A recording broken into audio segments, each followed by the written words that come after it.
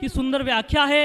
और हमारा शरीर भी इन्हीं 5 पंचभूतों से बना है। और हम जब मर जाते हैं तो हमारा शरीर जलने के बाद इन्हीं पंचभूतों में जाकर मिल जाता है। मतलब जो भगवान ईश्वर है, भगवान, और इन्हीं 5 में भूमि, गगन, वायु, आग और आकाश, नीर, पानी, इन सभी पंचभूतों में हमारा पंच तत्व से बना हुआ शरीर इन्हीं में मिल जाता है।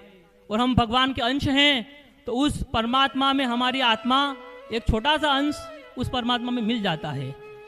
और देखिए, एक छोटी सी बात है और है कि हम यहाँ वृंदावन श्री धाम में आए हैं तो यहाँ राधे राधे कहते हैं और श्री कृष्णा भी कहते हैं। लेकिन हमारे मालवा की बात करें, नीमच, मंदसौर, रतलाम, उधर सभी सुबह उठते ही खेत खलिहान की तरफ जाते हैं तो सब राम राम कहते हैं, राम राम सा।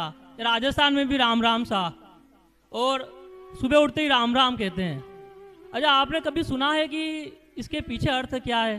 कभी किसी को ऐसा सुना आपने कहते हुए राम या राम राम राम 3 बार कहा हो? कभी नहीं कहा, सिर्फ 2 बार ही कहा है राम राम। ऐसा क्यों? इसके पीछे भी एक कारण है 2 बार राम राम कहने का। क्या कारण है?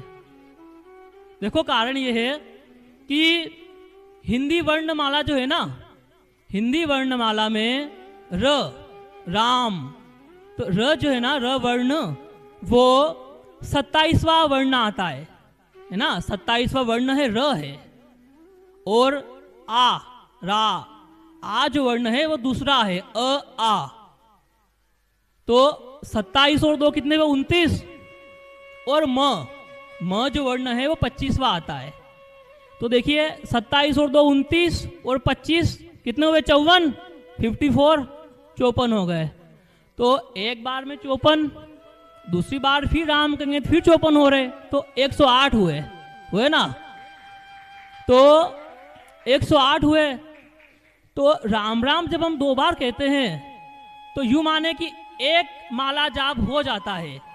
तो 2 बार राम राम कहने का यह अर्थ हुआ, 2 बार राम राम कहने से हमें जो पुण्य फल की प्राप्ति होती है, या यूं माने कि हम एक माला जो जाप करने में जो समय लगता है, वो जो हमें फल की प्राप्ति होती है, वो 2 बार राम राम कहने पर हमें प्राप्त हो जाती है। ऐसी है राम नाम की महिमा। तो इसी मेरे इन्हीं वाक्यों के साथ मैं अपनी वाणी को विराम देता हूँ। सभी को राधे राधे, श्री राधे।